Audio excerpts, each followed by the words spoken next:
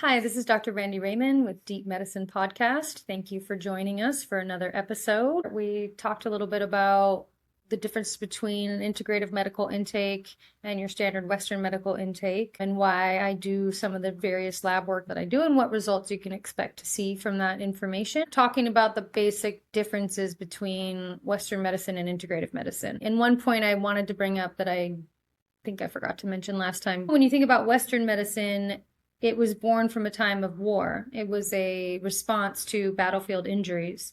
And so it's very good at putting people back together and stopping bleeding and closing wounds and all that good stuff.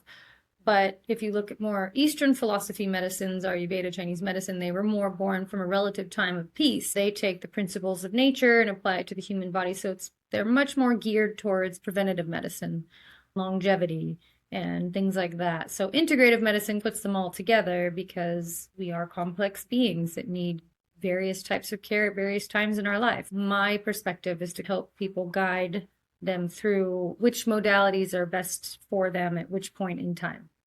So I just wanted to point that out to give some perspective as to the birth of both kinds of medicine so you can understand where they're coming from. We're going to talk today more about the nervous system because it's at the heart of so much of what's going on with your health. In today's culture, in today's society, in the Western society, it's very fast-paced. It's go, go, go. It's dominate. It's make more money. It's buy more things. It's do more stuff. It's have more experiences.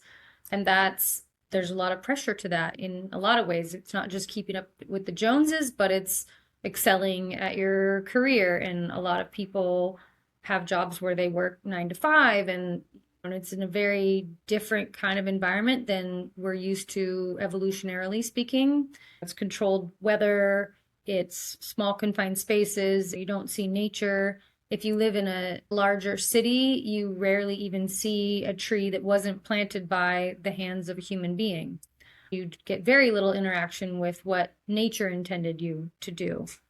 And all of that impacts our nervous system. Like we know now, energetically, spiritually, intellectually, and scientifically, that spending time in nature is one of the best things you can do for your nervous system. If you want to reset your nervous system as quickly as possible, it's go for a walk in nature, take off your shoes and socks, let your feet touch the earth, and all sorts of fascinating things happen on a biological level, but also on a physical and emotional level. Part of what we're going to discuss today is the main points of your nervous system. Your vagus nerve, which kind of connects everything. It's a cranial nerve that comes from your brain all the way down to your abdomen, touches all critical organs.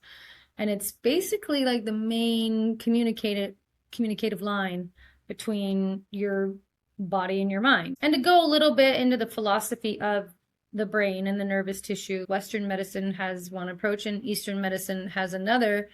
Eastern medicine sees the brain as the sea, they call it the sea of marrow. So they really just see it as like a storage place for essence, if you will, and not necessarily the central processing unit that we in Western medicine see it as now. I think the truth lies somewhere in between. Science is looking at all of the organs. We're starting to see that they do produce their own hormones and enzymes, and those things have various impacts on us, like the emotions of joy can bring on various hormonal responses, oxytocin, serotonin, like all of this kind of stuff, and that oftentimes we feel joy in our heart, right? We've associated historically all of our emotional responses as like it's just happening in your head. But what we're learning now is it's not just in your head. It is, in fact, all of your organs are processing and or sending out various hormones that cause these responses to emotional stimuli. Now, from a Chinese medical perspective, we've got the 5 elements, right? So fire, earth, metal, water, and wood. And each one of those elements is paired with some organs in the body, and each of those elements also has an emotion associated with it.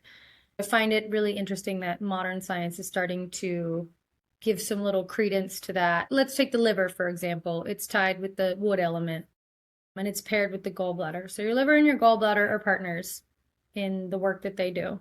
And the main emotion of that is anger and frustration. And it's fascinating in our culture, in Western culture, how much we use alcohol as a go-to at the end of the day or the middle of the day, depending on who you are, to sort of help us regulate our stress level. Well, our stress, I think the closest emotion that we can attribute to that would be frustration.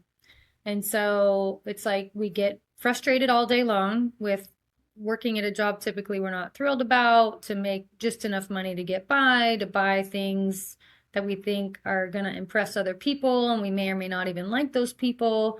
And then we're buying these things and making these payments. And when you really look at the amount of time that you spend in your car, in your house, with the clothes, whatever, it's pretty minimal compared to how much time you spend at work or sleeping.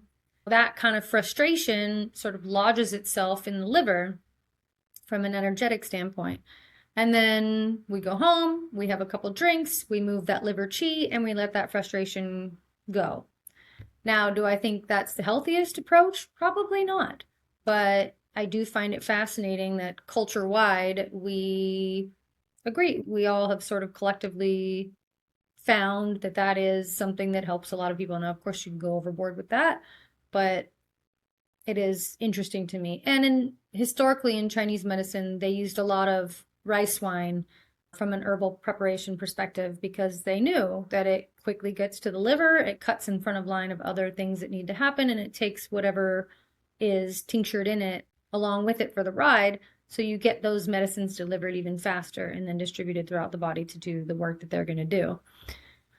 So hopefully that sort of explains at least anger and frustration from a Chinese medical standpoint and how that impacts us on a nervous system level.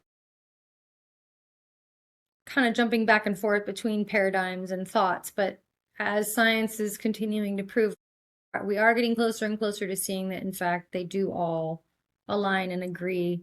It's just a slight change of language and a little bit of understanding. Okay, so since we've established that the vagus nerve is attached to all organ systems, and we're also starting to understand that each organ system has its own emotion associated with it and its own jobs that it does, the vagus nerve is the central communicator of all of this, and that's a main part of your nervous system. So if we don't have a healthy vagus nerve, if we don't have good communication between your organs and your vagus nerve, if we don't have good communication between your vagus nerve and your central nervous system, you're going to have some issues.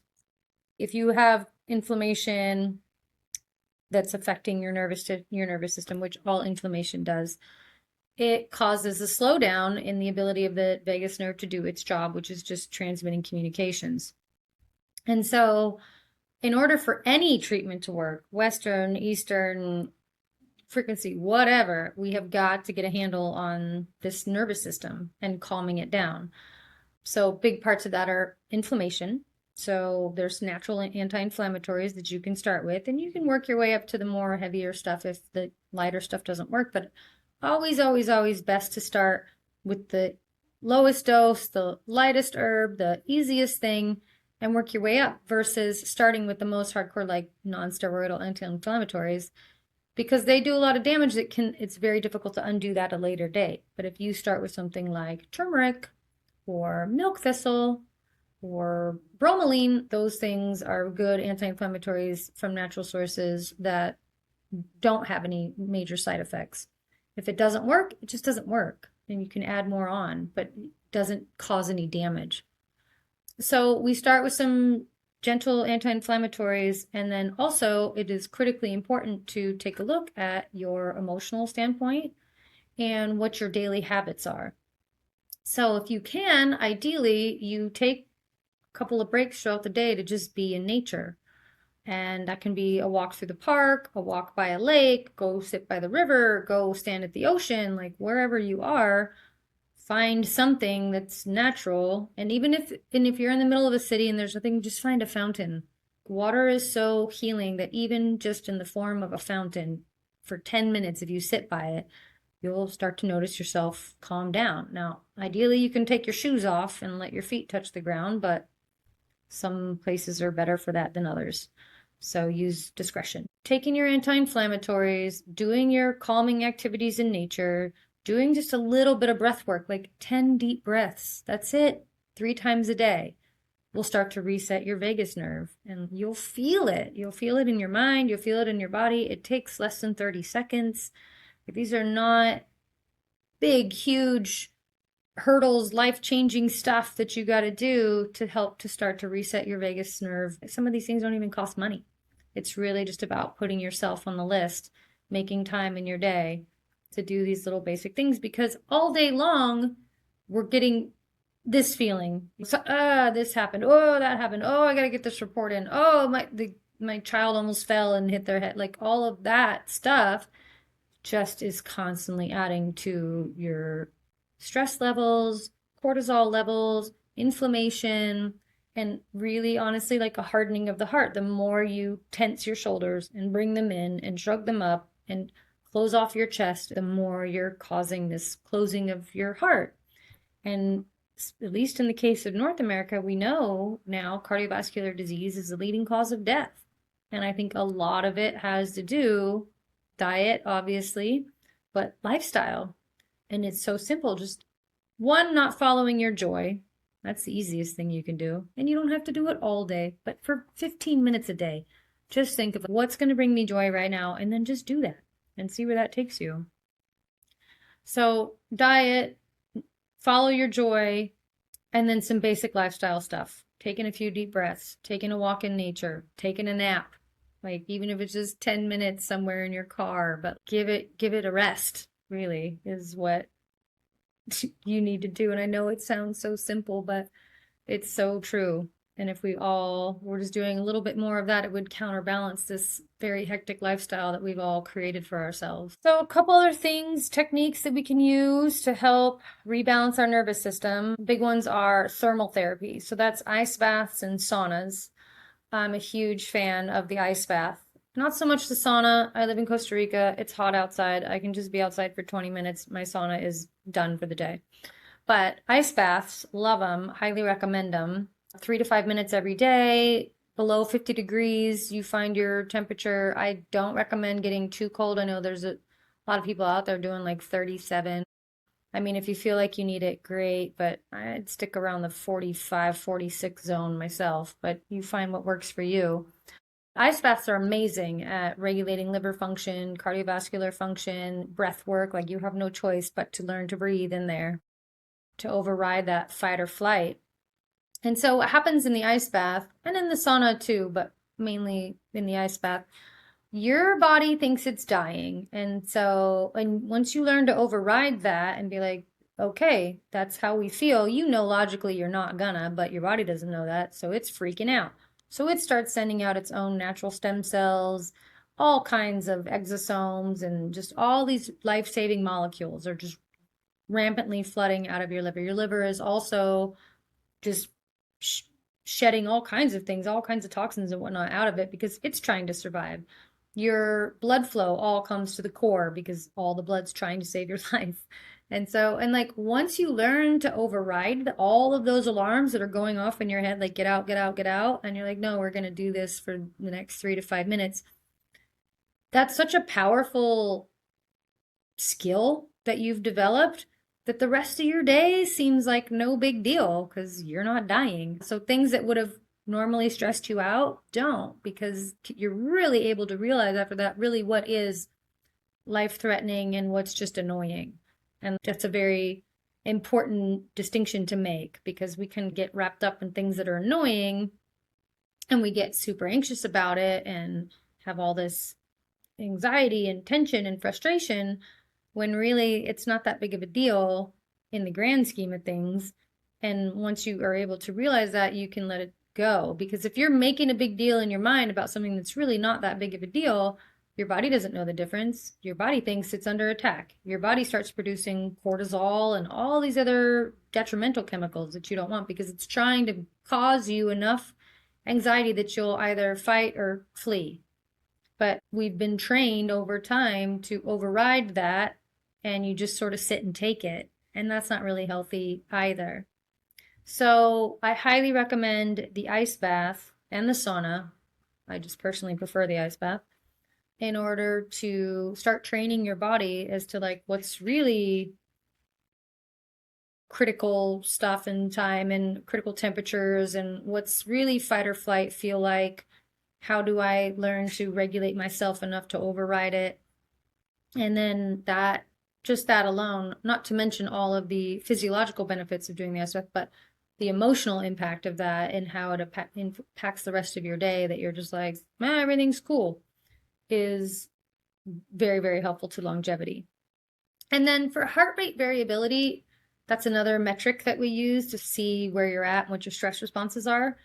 I have a different perspective on that because I come from a Chinese medical background where we take the pulse and we look at the tongue and we listen to your story and we look at the color of your skin and we see if there's like a smell about certain people. There's a lot of different diagnostic tools that we use, but one of our main ones is taking the pulse.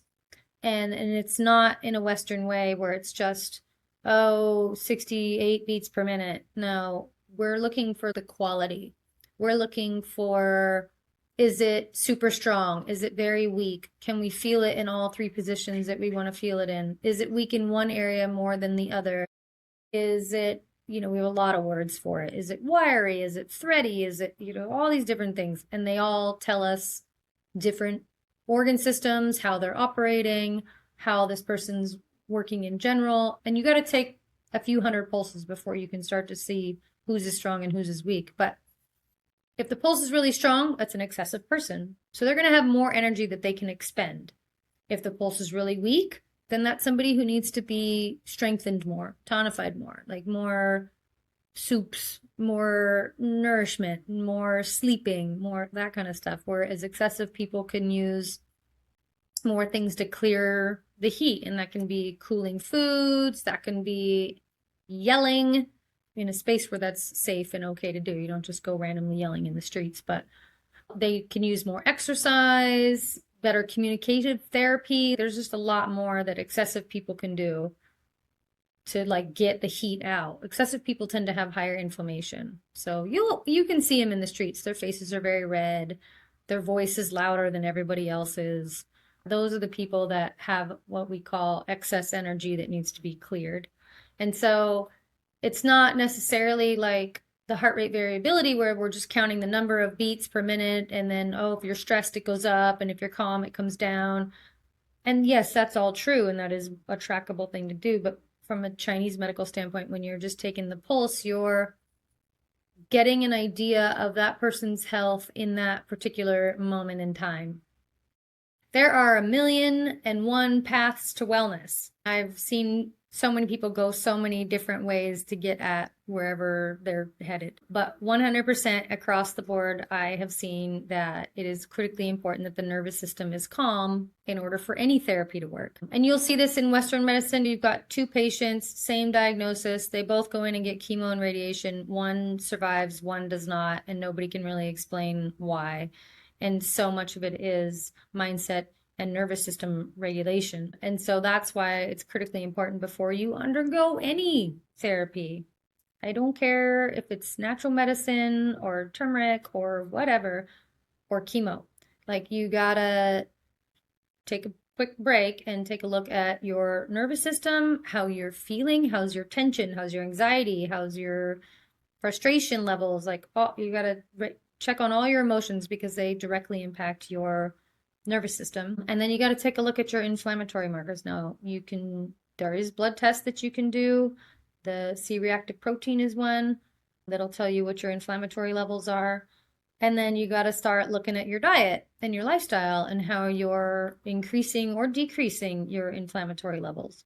And then once you get your emotions, your diet, and a few lifestyle things in place, and your nervous system starts to regulate itself, then we can start looking at all the various options of treatment modalities and decide which ones are best for you in this particular moment.